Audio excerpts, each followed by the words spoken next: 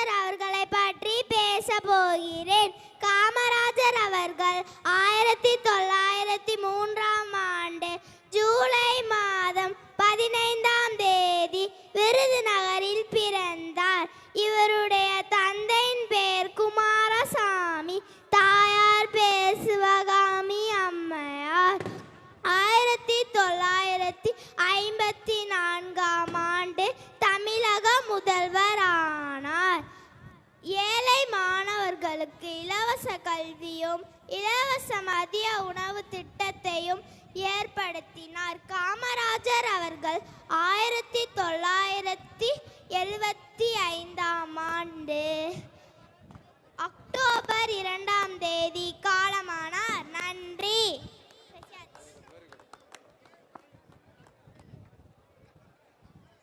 அனைவருக்கும் வணக்கம். நாடு பார்த்ததுண்டா, இந்த நாடு பார்த்ததுண்டா, தன் வீடு பார்க்காமல் தன் வாழ்வு பார்க்காமல் இந்த நாடு முன்னேற இந்த நாடு முடித்தவரே இந்த நாடு பார்த்ததுண்டா.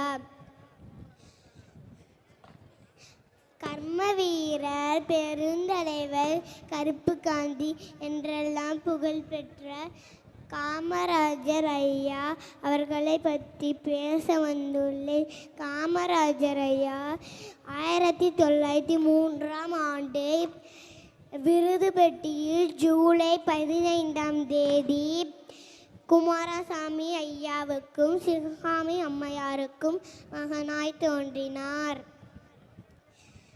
காந்தி வழியை பின்பற்றி சட்டமறுப்பு இயக்கம், ஒத்துழையாமை இயக்கம், அந்நிய துணி எரிப்பு மாதிரி பல போராட்டங்களில் கலந்து கொண்டு 9 ஆண்டுகள் சிறை சென்றார்.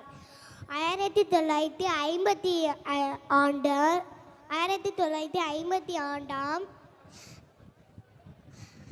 தமிழகத்தில் முதலமைச்சராய் பொறுப்பேற்றார்.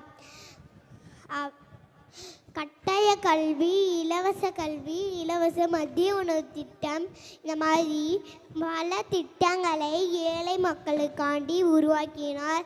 நீர்ப்பாசன திட்டங்கள், அணைக்கட்டுகள், தொழில் வளர்ச்சி, இந்த மாதிரி பல திட்டங்களை உருவாக்கினார்.